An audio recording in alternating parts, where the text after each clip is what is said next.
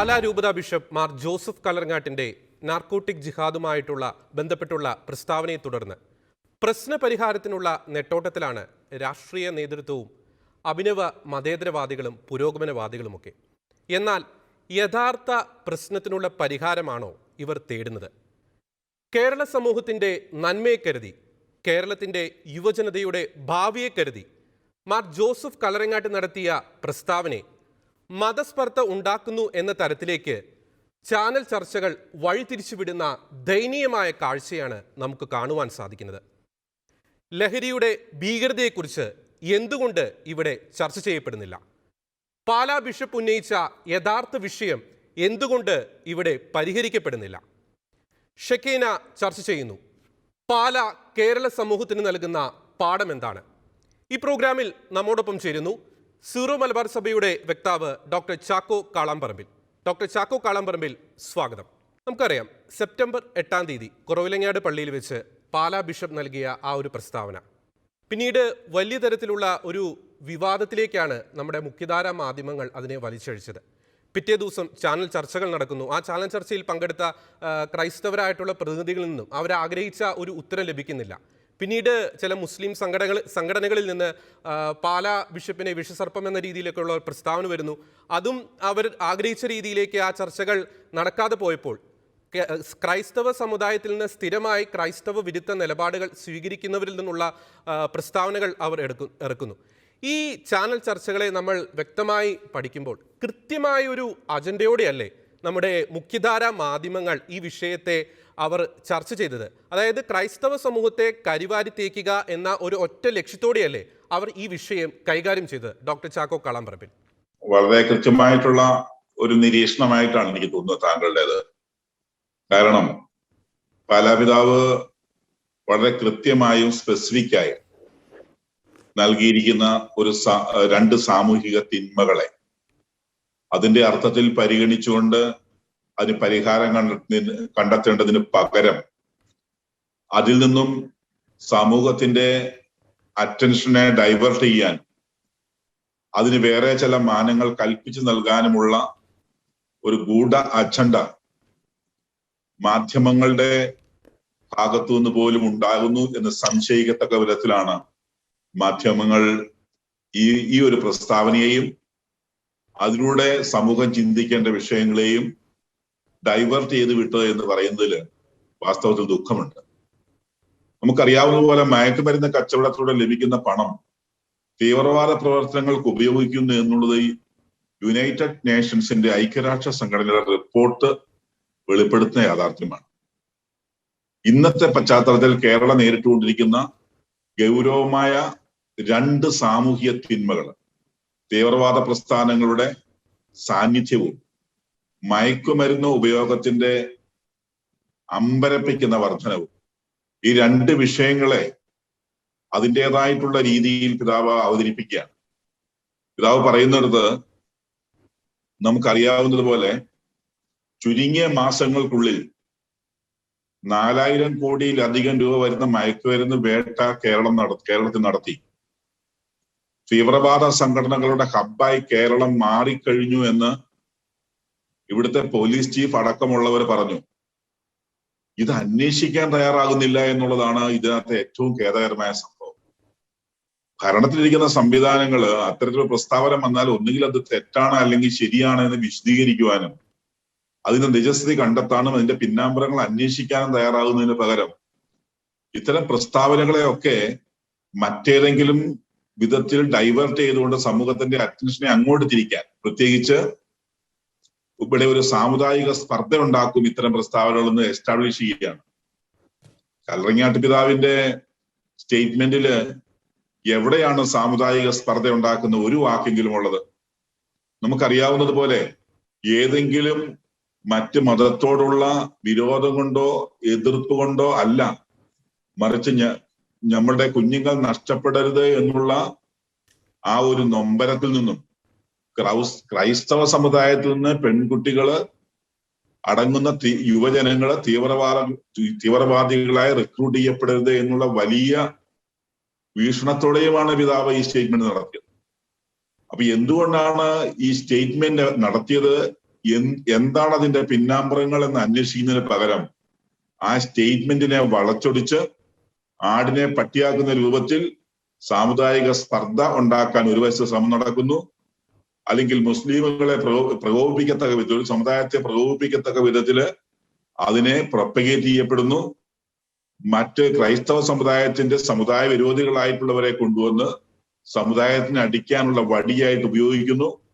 അങ്ങനെ സമുദായങ്ങൾ തമ്മിലൊരു വിഷയമാണ് ഇത് വരുത്തിയെടുക്കാൻ ശ്രമിക്കുന്നു. യഥാർത്ഥ പ്രശ്നത്തിൽ നിന്ന് ഒളിച്ചോടിക്കൊണ്ട് അതിനെ അന്വേഷിക്കാതെ അതിന്റെ നിജസ്ഥിതി, അതിന്റെ പിന്നാമ്പുറങ്ങളെ അന്വേഷിച്ച് പുറത്തു കൊണ്ടുവരാനുള്ള പരിശ്രമങ്ങളിൽ നിന്ന് ഉത്തരവാദിത്തപ്പെട്ടവർ മാറി നിൽക്കുകയും ഇതിനെ പ്രോത്സാഹിപ്പിക്കുകയും ചെയ്യുന്ന വിധത്തിൽ മാധ്യമങ്ങൾ പ്രവർത്തിക്കുന്നു. ഇതിനെ നമുക്ക് വാസ്തവത്തിൽ ഒരു മാധ്യമ ജിഹാദ് തന്നെയാണെന്ന് ഞാൻ പറയുന്നത്. ജിഹാദ് എന്നുള്ള വാക്ക് പിതാവ് കൃത്യമായി ഡിഫൈൻ ചെയ്തിട്ടുണ്ട്. അതിന്റെ അർത്ഥത്തിലാണ് ഞാൻ പറയുന്നത്. അതായത് ഒരു കഠിന പരിശ്രമം അല്ലെങ്കിൽ ഒരു കഷ്ടപ്പെടൽ, അതാണ് ജിഹാദ്. ഞാൻ ആ അർത്ഥത്തിലാണ് ഇവിടെ പറയുന്നത്. ഇവിടെ ഒരു കഠിന പരിശ്രമം നടക്കുകയാണ്. ഇവര് ഒരു ഭയങ്കര ഒരു ബന്ധപ്പാട്, ഒരു കഷ്ടപ്പാട് നടക്കുകയാണ്. എന്തിനു വേണ്ടിയിട്ട്? ഈ സമൂഹത്തിൽ ഇങ്ങനെയുള്ള വിഷയങ്ങളൊന്നും അല്ല അന്വേഷിക്കപ്പെടേണ്ടത്. മറിച്ച് ഇത്തരത്തിലുള്ള സാമുദായിക സ്പർദ്ധകള് വളർത്തുന്ന വിധത്തിലുള്ള ചർച്ചകളാണ് ആവശ്യമെന്ന് തോന്നിക്കത്തക്ക വിധത്തിൽ മാധ്യമങ്ങൾ അധപതിച്ചു പോകുന്നു എന്നുള്ളത് ദുഃഖകരമായ ഒരു വസ്തുതയാണ്. വ്യക്തമാണ്. അങ്ങ് ചൂണ്ടിക്കാണിച്ചൊരു പ്രസക്തമായ കാര്യം, പലപ്പോഴും ഇതുമായി ബന്ധപ്പെട്ട് നടന്ന മാധ്യമ ചർച്ചകൾ ക്രൈസ്തവ സമുദായത്തെ അവഹേളിക്കുന്നു, മറ്റൊരു സമുദായത്തെ പ്രകോപിപ്പിക്കുന്ന രീതിയിലേക്ക് ചർച്ചകൾ പോകുന്നു. മാധ്യമങ്ങളുടെ കാര്യം നാം സംസാരിച്ചു. ഇനി നമ്മുടെ രാഷ്ട്രീയ നേതൃത്വത്തിലേക്ക് വരികയാണെങ്കിൽ നമ്മുടെ ഭരണപക്ഷവും പ്രതിപക്ഷവും പ്രശ്നപരിഹാരത്തിന് ആഹ്വാനം നൽകുന്നു. പക്ഷേ അവരുടെ ആ പ്രശ്നപരിഹാരത്തിനുള്ള ആഹ്വാനം അവർ ഉദ്ദേശിക്കുന്നത് മതങ്ങൾ തമ്മിൽ സ്പർദ്ധ ഉണ്ടാവരുത്, സാഹോദര്യം ഉണ്ടാവണം. അതുതന്നെയാണ് സഭ എക്കാലവും ആഗ്രഹിക്കുന്നത്. അതിൽ നിന്ന് ഒരു അണുവിട സഭ ഒരിക്കലും പിന്നോട്ട് പോയിട്ടില്ല. ഈ സമൂഹത്തിൽ എപ്പോഴും മൈത്രിയും സ്നേഹവും സാഹോദര്യവും ഐക്യവും നിലനിൽക്കുന്നത് തന്നെയാണ് കത്തോലിക്ക സഭ ആഗ്രഹിക്കുന്നത്.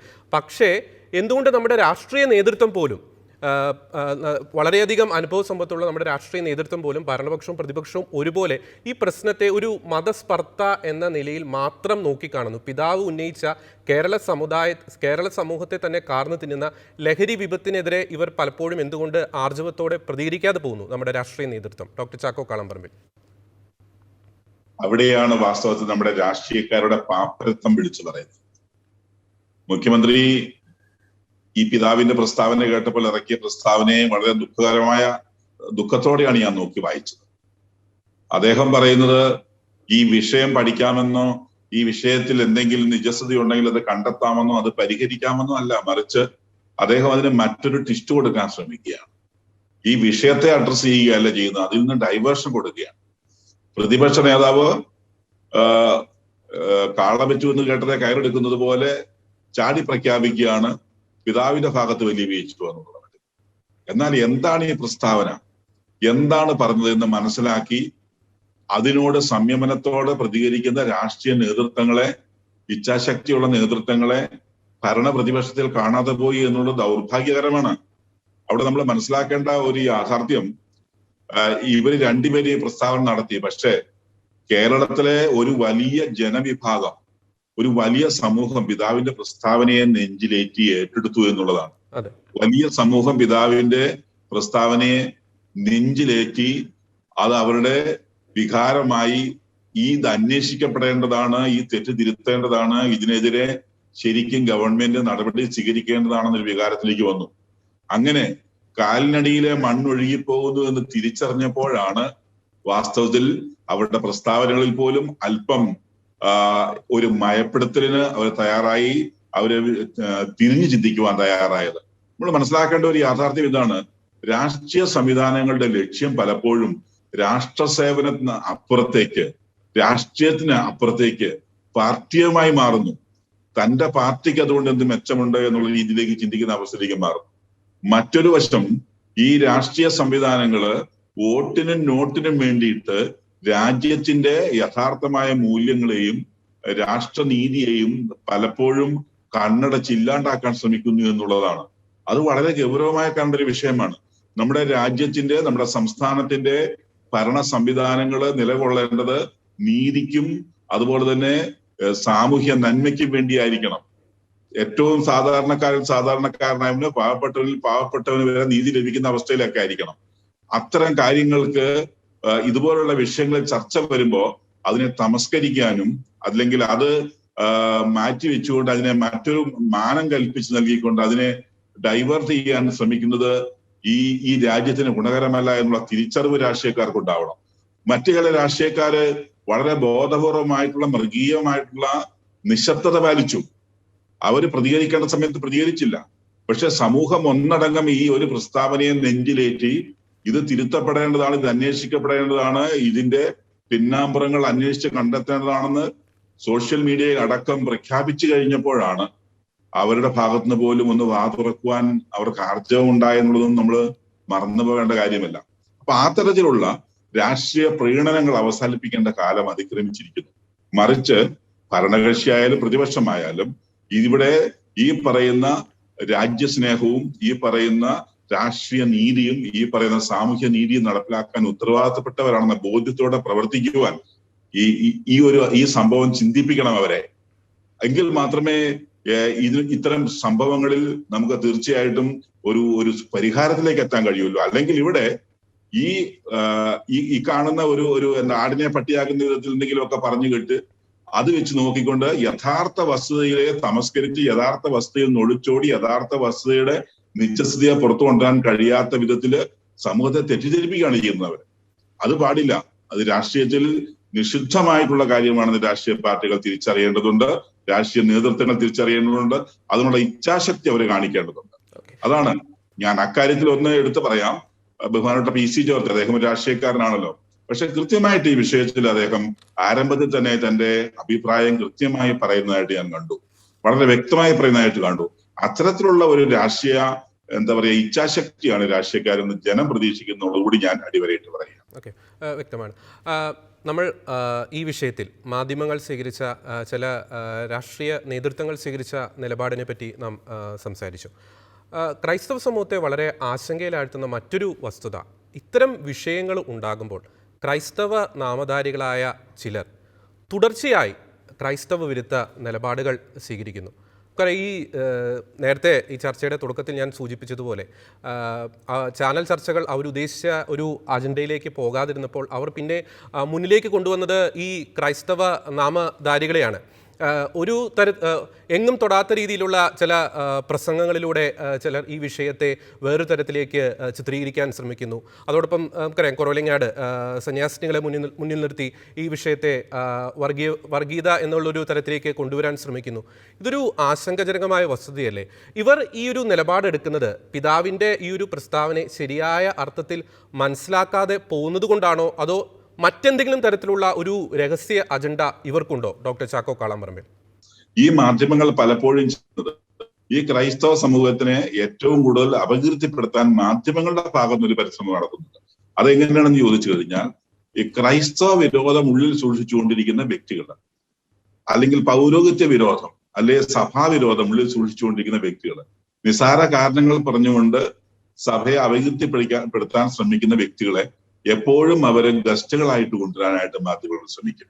അതേസമയത്ത് ഭൂരിപക്ഷത്തിന്റെയും പ്രതിനിധികളായിട്ടുള്ള ആളുകളെ അല്ല അവർ കൊണ്ടുവരിക ചർച്ചകളിലേക്ക്. ഭൂരിപക്ഷത്തിന്റെ പ്രതിനിധികളായിട്ടുള്ള അല്ലെങ്കിൽ ഇവിടുത്തെ മഹാഭൂരിപക്ഷം വരുന്ന ക്രൈസ്തവ സമൂഹത്തിന്റെ പ്രതിനിധികളായിട്ടുള്ളവരെ വളരെ റെയറായിട്ടാണ് അവർ ആ തരത്തിൽ പ്രാധാന്യം കൊടുത്ത് കൊണ്ടുവരുന്നത്. മറിച്ച് എവിടെയെല്ലാം സഭയിൽ നിന്ന് ഉള്ളിൽ നിന്ന് ഇത്തരത്തിലുള്ള പൊട്ടലും ചീറ്റലുമായിട്ട് പുറത്തു നിൽക്കുന്നവരുണ്ടോ, ഒന്നുമില്ലെങ്കിൽ അവരുടെ സ്വന്തമായിട്ടുള്ള ഏതെങ്കിലും വിഷയങ്ങൾ സാധിച്ചു കിട്ടാതെ വന്നതുകൊണ്ടോ, അല്ലെങ്കിൽ അവർക്ക് ഏറ്റിരിക്കുന്ന ചില മുറിവുകളുടെ ഉണങ്ങാത്ത ആ വിങ്ങലുകൾ കൊണ്ടോ ഒക്കെ അവര് സമൂഹത്തിൽ പ്രചരിപ്പിക്കാൻ ശ്രമിക്കുന്ന വിദ്വേഷം അവരെ ഉപകരണമാക്കിക്കൊണ്ട് മാധ്യമങ്ങൾ ഏറ്റെടുത്ത് പ്രചരിപ്പിക്കുന്നതായിട്ട് നമ്മൾ കാണുന്നുണ്ട്. ഇത് ഇത്തരത്തിലുള്ള ക്രൈസ്തവ നാമധാരികളെ വിളിച്ച് ചർച്ച, കഴിഞ്ഞ ദിവസം ഒരു ചർച്ചയിൽ ഞാനൊരു ബഹുമാനപ്പെട്ട നേതാവ്, വളരെ മാന്യമായ ചർച്ചയിൽ പങ്കെടുക്കുന്ന നേതാവാണ് അദ്ദേഹം നല്ല രീതിയിൽ പങ്കെടുക്കുന്ന നേതാവ്, ഒരു ക്രൈസ്തവ നാമധാരിയാണ്. പക്ഷെ അദ്ദേഹം എവിടെയെല്ലാം ക്രൈസ്തവ സഭയെ കുറിച്ചുള്ള ചർച്ചകൾ വന്നാൽ അത് 100% ശരിയാണെങ്കിലും അദ്ദേഹം ക്രൈസ്തവ സഭയെ ആക്ഷേപിക്കുന്നതായി ഞാൻ പലപ്പോഴും കണ്ടിട്ടുണ്ട്. ഞാൻ അദ്ദേഹത്തോട് തുറന്ന് ചോദിച്ചു ആ ചർച്ചയിൽ, താങ്കൾ എന്തുകൊണ്ടാണ് മറ്റു ചർച്ചകളിലൊക്കെ കാര്യകാരണ സഹിതം ഇത്തരം കാര്യങ്ങൾ വിശദീകരിക്കുമ്പോൾ ക്രൈസ്തവ സഭയുടെ ഒരു വിഷയം വന്നാൽ അവിടെ 100% നീതി ഉണ്ടെങ്കിലും സഭയോടോ സഭാ നേതൃത്വത്തോടോ ഉള്ള എതിർപ്പ് കൊണ്ട് താങ്കൾ അതിനെ താങ്കളുടേതായ രീതിയിൽ തെറ്റായി ചിത്രീകരിച്ചുകൊണ്ട് അത് എസ്റ്റാബ്ലിഷ് ചെയ്യാൻ ശ്രമിക്കുന്നത്. അപ്പൊ അദ്ദേഹം എന്നോട് പറഞ്ഞ ഒരു മറുപടി ആ ചർച്ചയിൽ തന്നെ അദ്ദേഹം പറഞ്ഞത് ഞാനൊരു പൗരോഹിത്യ വിരോധിയാണ് എന്നുള്ളതാണ്. കാരണം അദ്ദേഹം പറഞ്ഞത് ക്രിസ്തുവിന്റെ കാലത്ത് ക്രിസ്തുവിനെ പീഡിപ്പിച്ചത് പുരോഹിതന്മാരായിരുന്നു. ക്രിസ്തുവിന്റെ കാലത്ത് ക്രൈസ്തവ പുരോഹിതന്മാരില്ല, യഹൂദ പുരോഹിതന്മാരേ ഉള്ളൂ. അപ്പൊ വാസ്തവത്തില് അവരുടെ ഉള്ളിൽ കിടക്കുന്ന ഇത്തരത്തിലുള്ള ചില ചിന്തകളും ചില വിദ്വേഷങ്ങളും ചില വെറുപ്പുകളും ചില സംഭവങ്ങളും ഒക്കെ അവരെ സഭയുടെ കരുണയും സഭയുടെ നീതിയും സഭയുടെ സ്നേഹവും ഉൾക്കൊള്ളാൻ കഴിയാത്തവരായി നിലനിന്നുകൊണ്ട് സഭയെ എതിർക്കുക. ചില സിസ്റ്റേഴ്സ് എവിടെന്നെങ്കിലുമൊക്കെ ഏതെങ്കിലും കാരണം പറഞ്ഞ് ചാടിപ്പോയവര്, അല്ലെങ്കിൽ സഭയുടെയും സമയ നിയമങ്ങളെയും അനുസരിക്കാതെ ചാടിപ്പോകുന്ന സിസ്റ്റേഴ്സ്, അല്ലെങ്കിൽ ചില വൈദികര് വെല്ലുവിളി ഉയർത്തിക്കൊണ്ട് ഈ കാലഘട്ടത്തിൽ ധിക്കാരപരമായി പ്രവർത്തിക്കുന്ന അനുസരണം എന്ന പുണ്യത്തെ ഛിന്ന ഭിന്നമാക്കിക്കൊണ്ട് നിലകൊള്ളുന്ന ചില വൈദികര് അവര് പുറത്തേക്ക് വന്നുകൊണ്ട് ഇത്തരത്തിലുള്ള കാര്യങ്ങൾ ചെയ്യുന്നുണ്ട്. സ്വാഭാവികമായിട്ട് അങ്ങനെയുള്ളവരെ പരിപോഷിപ്പിക്കുന്ന ഒരു രീതി മാധ്യമങ്ങൾ കാണിക്കുന്നുണ്ട്. അത് വളരെ സങ്കടകരമായ ഒരു അവസ്ഥയാണ്. അതോടൊപ്പം അതിന് പിന്നിൽ ചില നിഗൂഢ ലക്ഷ്യങ്ങളുണ്ട്. അവരെ സ്വാധീനിക്കുന്ന അല്ലെങ്കിൽ അവരുടെ പിന്നാമ്പുറങ്ങൾ പ്രവർത്തിക്കുന്ന ചില വിധ്വംസക ശക്തികളുടെ ഉപകരണങ്ങളായിട്ട് അവർ മാറുന്നു എന്നുള്ളത് സംശയിക്കേണ്ട യാഥാർത്ഥ്യമാണ്. ഓക്കെ, ഈ ചാനൽ ചർച്ചയുമായി ബന്ധപ്പെട്ടാണ് അങ്ങ് പറഞ്ഞത്. സഭയുടെ ഒരു ഔദ്യോഗിക പ്രതിനിധിയായി പല ചാനൽ ചർച്ചകളിലും അങ്ങ് പങ്കെടുത്തിട്ടുണ്ട്. നമ്മൾ ഈ മാധ്യമങ്ങളുടെയൊക്കെ ഇതിന് പിന്നിൽ ഒരു രഹസ്യ അജണ്ടയെ പറ്റി നമ്മൾ ചർച്ച ചെയ്യുകയായിരുന്നു. ഒരു ചോദ്യം അങ്ങയോട്, ഈ പലപ്പോഴും ഇത്തരം വിഷയങ്ങളിൽ സഭയെ പ്രതിനിധീകരിച്ച് ചാനൽ ചർച്ചകളിൽ പങ്കെടുക്കുമ്പോൾ ഏതെങ്കിലും തരത്തിലുള്ളൊരു വിവേചനം അങ്ങേക്ക് അനുഭവപ്പെട്ടിട്ടുണ്ട്? പല സ്ഥലങ്ങളിലും നമുക്ക് അനുവദനീയമായ സമയം നൽകാത്ത ഒരു സാഹചര്യം ഒന്ന്. രണ്ടാമത്തത്, മാധ്യമങ്ങൾ അല്ലെങ്കിൽ ചാനലുകൾ എന്താണോ സെറ്റ് ചെയ്ത് വെച്ചിരിക്കുന്ന ഗോള് അതിനനുസരിച്ച് ആ ചർച്ചയുടെ കൺക്ലൂഷൻ അവസാനം എത്തിക്കുന്ന രീതികൾ ഇത് ഞാൻ ശ്രദ്ധിച്ചിട്ടുണ്ട്. കാരണം നമ്മൾ പറയുന്ന ആർഗ്യുമെന്റുകൾ, ലോജിക്കലായിട്ട് കൊടുക്കുന്ന ആർഗ്യുമെന്റുകളെ കൗണ്ടർ ചെയ്യാൻ പറ്റാതെ വരുമ്പോ ഉത്തരം മുട്ടുന്നതിന് കൊഞ്ഞനം കുത്തുക എന്ന് പറഞ്ഞ രീതിയിൽ അവസാനം വേറെ എന്തെങ്കിലും ഒരു വിഷയം അതിലേക്ക് വലിച്ചിഴച്ചുകൊണ്ട്, പഴയ ഏതെങ്കിലും ഒരു സഭയുടെ വിഷയം വലിച്ചിഴച്ചുകൊണ്ട് അതിന്റെ ന്യായാന്യായങ്ങളെ പെട്ടെന്ന് സമൂഹത്തിലേക്ക് ഒന്ന് പറത്തി വിട്ടുകൊണ്ട് സമൂഹത്തിന് അതിനെക്കുറിച്ചൊന്നും അറിഞ്ഞുകൂടാ, അല്ലെങ്കിൽ അവർ ആ തരത്തിൽ അവെയറല്ല, ആ തരത്തിൽ അവരതിനെ കാണുന്ന പോലുമില്ല. പക്ഷെ അങ്ങനെ കൊണ്ടുപോകുന്നതുകൊണ്ട് ഇതിനെ ഡൈവേർട്ട് ചെയ്യാനുള്ള ശ്രമം ഞാൻ പലപ്പോഴും കണ്ടിട്ടുണ്ട്. ഒന്നാമത്. രണ്ടാമത്തത്, ഈ സഭയുടെ അല്ലെങ്കിൽ ഈ പറയുന്ന ചർച്ചകളുടെ അവസാനം എപ്പോഴെങ്കിലും താങ്കൾ ഒരു മാധ്യമ പ്രവർത്തകൻ എന്നുള്ളതിലേക്ക് ശ്രദ്ധിച്ചിട്ടുണ്ടാവും, എപ്പോഴെങ്കിലും ഒരു സഭാ നേതൃത്വത്തിന് അല്ലെങ്കിൽ സഭയുടെ ഔദ്യോഗികമായി വരുന്ന ആളുകൾക്ക് ആ ചർച്ചയുടെ കൺക്ലൂഷൻ കൊടുക്കുന്നതായിട്ട് ഞാൻ കാണുന്നില്ല. എപ്പോഴും അത് കൺക്ലൂഡ് ചെയ്യിക്കുന്നത് സഭാവിരോധികളെ കൊണ്ടായിരിക്കും. ഇത് ഞാൻ ഒബ്സർവ് ചെയ്തിട്ടുള്ള കാര്യമാണ്, പല ചാനലുകളിലും ഒബ്സർവ് ചെയ്തിട്ടുള്ള കാര്യമാണ്. അതൊക്കെ വളരെ ബോധപൂർവം ചെയ്യുന്നതായിട്ട് ഒരു ഹിഡൻ അജണ്ട വെച്ചുകൊണ്ട്, ഒരു കൃത്യമായ ടാർഗറ്റ് വെച്ചുകൊണ്ട്, ഒരു കൃത്യമായ ഗോൾ വെച്ചുകൊണ്ട് ആ ഗോളിൽ അവിടെ ഗോൾ അടിക്കത്തക്ക വിധത്തിൽ കാര്യങ്ങൾ വെറുതെ ചർച്ചയ്ക്ക് വേണ്ടി ചർച്ച ചെയ്യുന്ന ചർവിതകരണങ്ങളായി മാറുന്നുണ്ട്. അന്ത് ചർച്ചകളുടെ വിഷയങ്ങൾ പോലും പലപ്പോഴും നോക്കുക, ഗൗരവമായ വിഷയം ഒരു വശത്ത് നിൽക്കുമ്പോൾ നിസ്സാരമായ വിഷയങ്ങൾ സഭയുമായി ബന്ധപ്പെട്ടതാണെങ്കിൽ എടുത്തുകൊണ്ടെന്ന് ചർച്ച ചെയ്യുക. സമൂഹം അത് നേരിടുന്ന വലിയൊരു പ്രതിസന്ധിയെ മാറ്റിവെച്ചിട്ട് ഇത്തരം ചെറിയ പ്രശ്നങ്ങൾ എടുത്ത് ചർച്ച ചെയ്തുകൊണ്ടിരിക്കുക. ഇതാണ് മറ്റൊരു നിഗൂഢത ഞാൻ ഇതിൽ കണ്ടുപിടിക്കുന്നത് അല്ലെങ്കിൽ കണ്ടിട്ടുള്ളത്. സ്വാഭാവികമായിട്ടും ഇത്തരം കാര്യങ്ങളൊക്കെ അതുകൊണ്ടാണ് ഞാൻ ഇതിനെ ഒരു മാധ്യമ ജിഹാദ് എന്നുള്ള മട്ടിലേക്ക് ഞാൻ അതിനെ വിവക്ഷിച്ചത്. അപ്പൊ വാസ്തവത്തിൽ ഇത് ബോധപൂർവം ചെയ്യുന്നതാണെന്ന് മനസ്സിലാക്കാം. കാരണം അന്ന് സമൂഹം നേരിടുന്ന വലിയൊരു പ്രതിസന്ധിയെ ചർച്ചയാക്കുന്നില്ല, ഒരു പ്രശ്നത്തെ അല്ല അവരെടുക്കുന്നത്, മറിച്ച് അവർക്ക് യുക്തമെന്ന് തോന്നുന്നതും ഏതെങ്കിലും വിധത്തിൽ റേറ്റ് കൂട്ടാൻ സാധിക്കുന്നതും സമൂഹം മുഴുവൻ കൈയടിക്കുന്നതും അല്ലെങ്കിൽ സമൂഹത്തെയൊക്കെ ഇക്കിളിപ്പെടുത്താൻ കഴിയുന്നതുമായ സംഭവങ്ങൾ എടുത്തുകൊണ്ട് അതിനെ ചർച്ചയായിട്ട് അവതരിപ്പിച്ച് അതിലൂടെ നമ്മുടെ ക്രൈസ്തവ സമൂഹത്തെ അല്ലെങ്കിൽ ക്രൈസ്തവ വിശ്വാസത്തെ, ക്രൈസ്തവ മതത്തെ അപമാനിക്കത്തക്ക വിധത്തിലുള്ള ചില ഗൂഢതന്ത്രങ്ങൾ പയറ്റുന്നുണ്ട്. ഇതിന്റെ പിന്നിൽ ആരാണ് എന്ന് അന്വേഷിക്കപ്പെടേണ്ടത് തന്നെയാണെന്ന് എനിക്ക് തോന്നുന്നു. അങ്ങ് പറഞ്ഞതിൻ്റെ ഒരു ചുരുക്കത്തിൽ ഈ പാലാ വിഷയം നല്ലൊരു ഉദ്ദേശത്തോടു കൂടി പാലാ ബിഷപ്പ് മാർ ജോസഫ് കല്ലറങ്ങാട്ട് പറഞ്ഞ ഈ ഒരു പ്രസ്താവന ഇത്രത്തോളം കേരള സമൂഹത്തിൽ കലുഷിതമാക്കിയതിൻ്റെ ഒരു പ്രധാന പങ്ക് നമ്മുടെ മുഖ്യധാര മാധ്യമങ്ങൾക്കില്ലേ? ഒരു സംശയവുമില്ല. മാധ്യമ ചർച്ചകളിലൂടെയാണ്, പ്രത്യേകിച്ച് നമ്മുടെ ചാനൽ ചർച്ചകളിലൂടെയാണ് ഒരു പരിധിവരെ ഈ പ്രശ്നത്തെ അതിന്റെ യഥാർത്ഥ മുഖം സമൂഹത്തിൽ നിന്ന് മറയ്ക്കപ്പെട്ട രീതിയിലേക്ക് കൊണ്ടെത്തിച്ചത് എന്നുള്ളതിനൊരു സംശയമില്ല. രാഷ്ട്രീയക്കാർ അതിന്റെ പിന്നാമ്പുറങ്ങൾ ഉണ്ടാവാം, ചില വിധ്വംസക ശക്തികൾ അതിന്റെ പിന്നാമ്പുറങ്ങൾ ഉണ്ടാകാം, നാർക്കോട്ടിക് പോലുള്ള ലഹരി സംഭവങ്ങളും അതുപോലെ ഇത്തരത്തിലുള്ള സെക്സ് ടെററിസത്തിന്റെ ആളുകൾ ഇതിന്റെ പിന്നിലൊക്കെ പ്രവർത്തിക്കുന്നുണ്ടാവാം. എന്തോ നമുക്കിത് കാണുമ്പോൾ, ഇത്തരം ചർച്ചകൾ കാണുമ്പോൾ പലപ്പോഴും ആരോ ഇവരുടെ പിന്നിൽ ശക്തമായി പ്രവർത്തിക്കുന്നുണ്ട് എന്ന് ഒരു സാധാരണക്കാരൻ പോലും സംശയിച്ചാൽ തെറ്റ് കഴിയാത്ത വിധത്തിലുള്ള സ്വാധീനങ്ങൾ പലപ്പോഴും ഇത്തരം ചർച്ചകളിൽ അല്ലെങ്കിൽ ഇത്തരമുള്ള വിഷയങ്ങളിൽ അല്ലെങ്കിൽ ഇത്തരത്തിലുള്ള നിലപാടുകളിൽ നമ്മൾക്ക് നോക്കിക്കാണാൻ കഴിയുന്നുണ്ട്. അല്ലെങ്കിൽ ഈ ഒരു വിഷയം പോസിറ്റീവായിട്ട് ചാനലുകൾ ചർച്ച ചെയ്ത് ഈ വിഷയത്തിനൊരു പരിഹാരം ഉണ്ടാക്കാനായിട്ട് ഗവൺമെന്റിനെയും സമൂഹത്തെയും ഉത്തേജിപ്പിക്കേണ്ട കൃത്യമായ ബാധ്യതയുള്ള മാധ്യമങ്ങൾ ആ തരത്തിൽ പ്രവർത്തിച്ച് കാണുന്നില്ല എന്നുള്ളത് സങ്കടകരമായ ഒരു അവസ്ഥ തന്നെയാണ്. ഇതുമായി ബന്ധപ്പെട്ട് പല മാധ്യമ ചർച്ചകളിലും അവതാരകർ ഉന്നയിക്കുന്ന ഒരു ചോദ്യം, ഈ ഒരു കൃത്യമായൊരു ഡേറ്റയുടെ അടിസ്ഥാനത്തിലല്ല കല്ലറങ്ങാട്ട് പിതാവ് ഇത് പറഞ്ഞത് എന്നാണ്. അതിനെപ്പറ്റി താങ്കളുടെ വിലയിരുത്തൽ എന്താണ്? വളരെ ബാലിശമായ ഒരു ആർഗ്യുമെന്റ് ആണ്.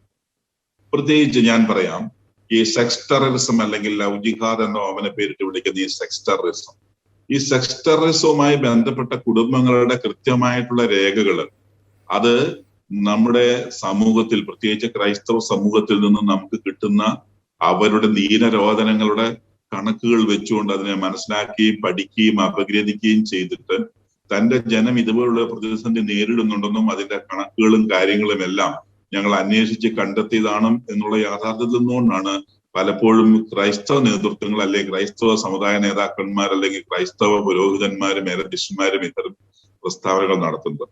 അത് വെറുതെ കണ്ണുമടച്ച് വെടിവെക്കുന്നതല്ല. ഈ രാഷ്ട്രീയക്കാർ പ്രസ്താവിക്കുന്ന പോലെ, ചില രാഷ്ട്രീയക്കാരുടെ പ്രസ്താവന പോലെ അല്ലത്. വ്യക്തമായ തെളിവുകളുണ്ട്.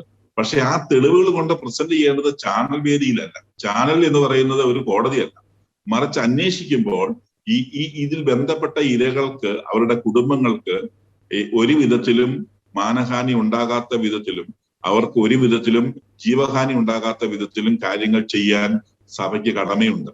അതുകൊണ്ടാണ് സഭ ഔദ്യോഗികമായിട്ട് അത് വിളിച്ചു പറയാത്തത്. അത് അവരുടെ പേരുകളാവാം, പ്രദേശങ്ങളാവാം, ഇതൊന്നും വിളിച്ചു പറയാറില്ല. പക്ഷെ സഭ എപ്പോഴും പറയുന്ന ഒരു കാര്യമാണ്, എവിടെയാണോ അന്വേഷണം വരുന്നത് അവിടെ ഇത് എത്തിക്കാൻ തയ്യാറാണ്. ഞങ്ങൾ തന്നെ, പ്രത്യേകിച്ച് എനിക്ക് തോന്നുന്നത്, എനിക്കൊരു കൃത്യമായ ഒരു പഠന റിപ്പോർട്ടിന്റെ പശ്ചാത്തലത്തിൽ നിന്നുകൊണ്ടാണ് ഞാൻ പറയുന്നത്, ഒരു ടീം ഇതിനെക്കുറിച്ച് അന്വേഷിച്ച് അവരിൽ എനിക്ക് കിട്ടിയ വിവരമാണ്.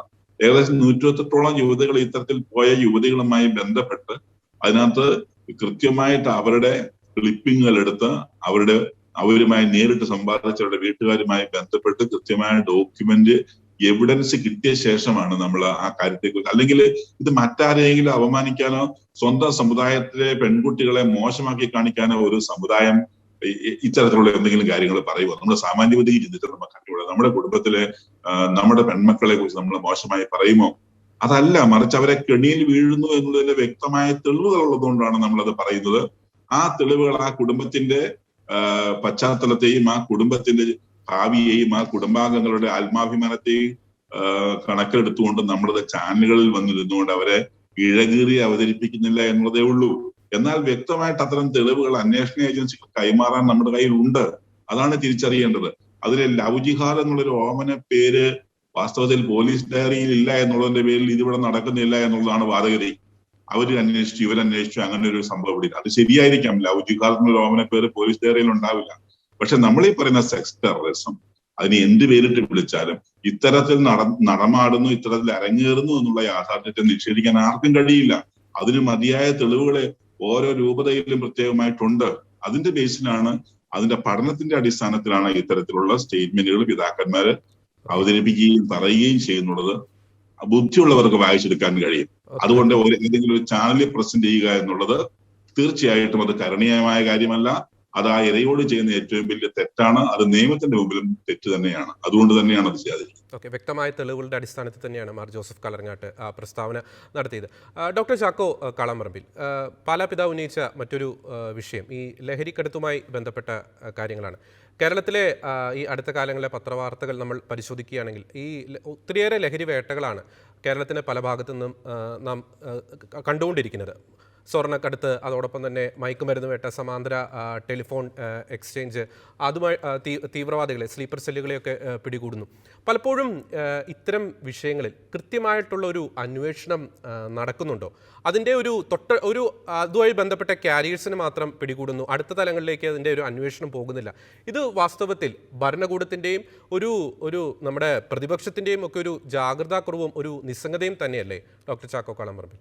താങ്കൾ പറഞ്ഞ ആദ്യ പാർട്ടോട് ഞാൻ യോജിക്കുന്നു. രണ്ടാമത്തെ പാർട്ട് ഇത് ജാഗ്രത കുറവോ നിസ്സംഗതയല്ല. അത് തീർച്ചയായിട്ടും ബോധപൂർവമായിട്ടുള്ള ഒരു സ്റ്റാൻഡായിട്ടാണ് എനിക്ക് തോന്നുന്നത്. കാരണം കഴിഞ്ഞ 3 മാസത്തിൽ 4000 കോടി രൂപയിലധികമുള്ള ലഹരി വസ്തുക്കൾ കേരളത്തിൽ നിന്ന് പിടിച്ചെടുത്തു. നമ്മളുടെ പോലീസ് റിപ്പോർട്ടാണത്. അതുപോലെ തന്നെ അമൃത്സർ കഴിഞ്ഞാൽ ഇന്ത്യയിലെ 2ാമത്തെ ലഹരി ഉപയോഗ കേന്ദ്രമായി അല്ലെങ്കിൽ ലഹരി വിപണിയായി കേരളം മാറിയിട്ടുണ്ട് എന്ന് കേന്ദ്ര റിപ്പോർട്ട് നമ്മുടെ കൈവശമുണ്ട്.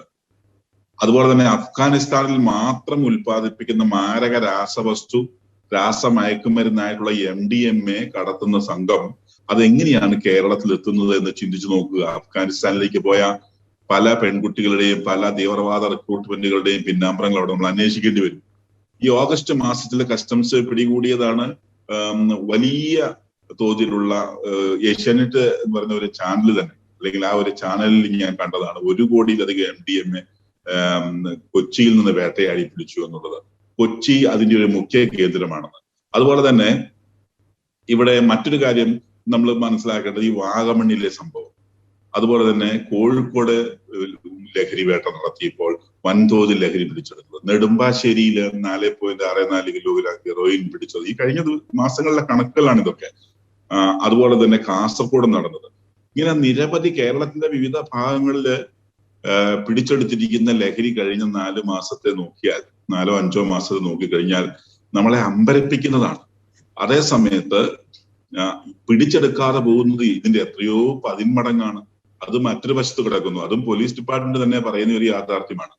അപ്പൊ ഇവിടെ കേരളത്തില് മദ്യം നിരോധിച്ചു കഴിഞ്ഞാൽ ഇവിടെ മയക്കുമരുന്ന് കൂടിയിരിക്കുമെന്ന് പറയുന്ന രാഷ്ട്രീയ നേതൃത്വങ്ങൾ ഇവിടെയുണ്ട്, ഭരണ സംവിധാനങ്ങളുണ്ട്. ഇപ്പൊ മദ്യം നിരോധിക്കാതെ എല്ലാ ശാലകളിലും, ഈവൻ KSRTC സ്റ്റാൻഡിൽ വരെ മദ്യം കൊടുക്കാനുള്ള തീരുമാനം എടുത്തു കഴിഞ്ഞപ്പോഴും ഇവിടെ മയക്കുമരുന്നിന്റെ ഉപഭോഗവും അതിന്റെ വിപണനവും പണ്ടത്തെക്കാൾ വളരെയധികം കൂടി. അതുമൂലം ഉണ്ടാകുന്ന സ്ത്രീ പീഡനങ്ങൾ കേരളത്തിൽ വർദ്ധിച്ചു. ആ സ്ത്രീ പീഡനങ്ങളെ കുറിച്ചും ഈ മയക്കുമരുന്നിനെ കുറിച്ചും ഒന്നും കാര്യമായ അന്വേഷണം നടക്കുന്നില്ല എന്നുള്ളത് അതിന്റെ പിന്നാമ്പുറങ്ങളിലേക്ക് ചെന്നെത്തി നിന്നു കഴിഞ്ഞാൽ ഇത്തരം സംവിധാനങ്ങളെ താങ്ങി നിർത്താൻ ഉപയോഗിക്കുന്ന അല്ലെങ്കിൽ താങ്ങി നിർത്താൻ സഹായിക്കുന്ന ചില വിധ്വംസക ശക്തികൾ അതിന്റെ പിന്നിൽ പ്രവർത്തിക്കുന്നുണ്ടോ എന്ന് സമൂഹം സംശയിച്ചാൽ നമുക്ക് തെറ്റു പറയാൻ കഴിയില്ല ഇതിനെ.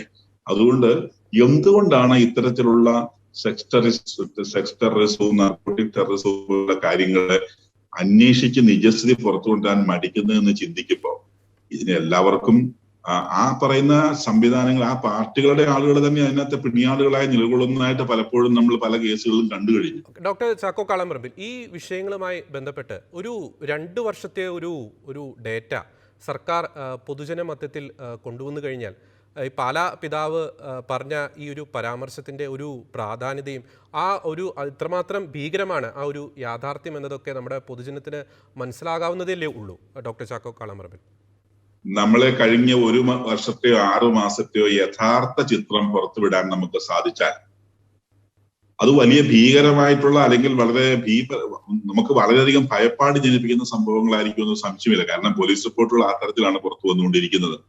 അപ്പം പാലാപിതാവ് പറഞ്ഞ ഒരു സംഭവത്തെ രേഖകൾ കൊണ്ട് തന്നെ ഖണ്ഡിക്കാൻ ഭരണ സംവിധാനങ്ങൾ കഴിയണ്ടേ? ഇവിടെ ഇങ്ങനെ ഇല്ല, ഇതാണ് ഇവിടുത്തെ നിശ്ചയിച്ചത്, എന്തേ അത് പുറത്തേക്ക് വരാത്തത്? എനിക്ക് അതിശയം തോന്നിയൊരു കാര്യം, ബഹുമാനപ്പെട്ട മുഖ്യമന്ത്രി പറഞ്ഞ നാർക്കോട്ടിക് ജിഹാദ് എന്ന് പറയുന്ന ഒരു വാക്ക് തന്നെ ഞാൻ ആദ്യം കേൾക്കുകയാണെന്ന് അദ്ദേഹം പറഞ്ഞു. ഒരു ഗൂഗിൾ അസിസ്റ്റന്റിന്റെ സഹായത്തോടെ മനസ്സിലാക്കാവുന്ന ഒരു കാര്യമാണ് അദ്ദേഹം എനിക്ക് അറിവില്ല എന്ന് പറയുമ്പോൾ സമൂഹത്തോട് പറയുന്നത്, ഒരു ഭരണാധികാരി പറയുന്നത്, ഒരു സംസ്ഥാനത്തിന്റെ തലവത്തിരുന്നുകൊണ്ട് പറയുന്നെന്ന് പറയുമ്പോൾ വിഷമം തോന്നിയാണ്. കാരണം European Foundation for South Asian സ്റ്റഡീസിന്റെ കൃത്യമായിട്ടുള്ള ഒരു പഠന പേപ്പർ, ആ European Foundation for South Asian Studies അല്ലെങ്കിൽ ഇഫ്സാസ് എന്ന് പറയുന്ന ആ ഒരു ഓർഗനൈസേഷൻ ഐക്യരാഷ്ട്ര സംഘടനയുടെ മനുഷ്യാവകാശ സമിതിയുടെ ആനുവൽ മീറ്റിംഗിന്റെ അജണ്ട വരെ തീരുമാനിക്കുന്ന അത്രമാത്രം പ്രാധാന്യമുള്ള ഒരു സംഘടനയാണ്. ഒരു പേപ്പർ സംഘടനയല്ല. ആ സംഘടന റിലീസ് ചെയ്തിരിക്കുന്ന ഒരു പഠന റിപ്പോർട്ടിന്റെ ടൈറ്റിൽ തന്നെ narcotic jihad ഹറാമണി or Halaal purpose അല്ലെ ഹലാൽ കോസ് എന്നാണ്. നർക്കോട്ടിക് ജിഹാദ് നമ്മുടെ കോട്ടി അതിന്റെ ടൈറ്റിലാണത്. ഇപ്പൊ വേൾഡ് വൈഡ് ആയിട്ട് അങ്ങനെ പറയുന്നവരെല്ലാം പലപ്പോഴും പറയുന്നത് ഇവിടെ സംഖ്യകളാണെന്നാണ്. അങ്ങനെയാണെങ്കിൽ അമേരിക്കൻ പ്രസിഡന്റ് ബൈഡൻ സംഖ്യയാവണം, അതുപോലെ തന്നെ യൂറോപ്യൻ നേതാക്കന്മാരെ സംഖ്യകളാവണം, ബഹുമാനപ്പെട്ട മുൻ മുഖ്യമന്ത്രി അച്യുതാനന്ദൻ അതുപോലെ തന്നെ ബെഹ്റ, നമ്മുടെ മുൻ DGP ബെഹ്റ, ഇവരെല്ലാം സംഖ്യകളാവണ്ടേ? അങ്ങനെ പറഞ്ഞ് ഒഴിവാകുകയല്ല വേണ്ടത് സമൂഹത്തില്, മറിച്ച് ഈ ഒരു സത്യാവസ്ഥയെ പുറത്തു കൊണ്ടുവരാൻ ഈ നർക്കോട്ടിക് ജിഹാദ് പോലുള്ള സംഭവം വേൾഡ് വൈഡ് ആയിട്ട് നടക്കുന്നതാണെന്നും അത് കേരളത്തിൽ അതിന്റെ അടിവേരികൾ ഉണ്ടെന്നും കഴിഞ്ഞ ഏതാനും നാളുകൾക്ക് മുമ്പ് ഈസ്റ്ററിന് നടന്നിരിക്കുന്ന ആ വലിയ സ്ഫോടനം കേരളത്തിൽ സംഭവിക്കേണ്ടതായിരുന്നു എന്ന് ഇവിടുത്തെ ഇന്റലിജൻസ് ഏജൻസികൾ റിപ്പോർട്ട് ചെയ്തിട്ടുണ്ടെന്നും അത്തരത്തിലുള്ള തീവ്രവാദ പ്രസ്ഥാനങ്ങളും മയക്കുമരുന്ന് ലോബികളും ഇവിടെ സജീവമാണെന്നുമുള്ള ഏറ്റുപറച്ചിലും തിരുത്താനുള്ള ആർജവവും കണ്ടെത്തി അവരെ നിയമത്തിന് കീഴിൽ കൊണ്ടുവരാനുള്ള ഉത്തരവാദിത്വമുള്ളവരാണിത് പറയുന്നതെന്ന് തോന്നുന്നു. കേൾക്കുമ്പോൾ വളരെ വിഷമം തോന്നാറുണ്ട് വാസ്തവത്തിൽ. വ്യക്തമാണ്. പാലാ പിതാവ് മാർ ജോസഫ് കല്ലറങ്ങാട്ടിൻ്റെ പ്രസ്താവനയുമായി ബന്ധപ്പെട്ട് പ്രശ്നപരിഹാരത്തിനായി ഓടി നടക്കുന്നവർ, ചർച്ചകൾ നടത്തുന്നവർ, ഒന്നും അറിയില്ല എന്ന് പറയുന്നവരോട് ഒരു വാക്ക്. നിങ്ങൾ പരിഹരിക്കേണ്ട വിഷയം, അറിഞ്ഞിരിക്കേണ്ട വിഷയം കേരള സമൂഹത്തെ കാർന്നു തിന്നുന്ന ലഹരി ഭീകരതയാണ്, തീവ്രവാദമാണ്. ഭീകരതയ്ക്കെതിരെ, തീവ്രവാദത്തിനെതിരെ എല്ലാ സമുദായങ്ങളും ഒറ്റക്കെട്ടായി പോരാടുക. ഈ പ്രോഗ്രാമിൽ പങ്കെടുത്ത ഡോക്ടർ ചാക്കോ കാളാമ്പറമ്പിൽ നന്ദി.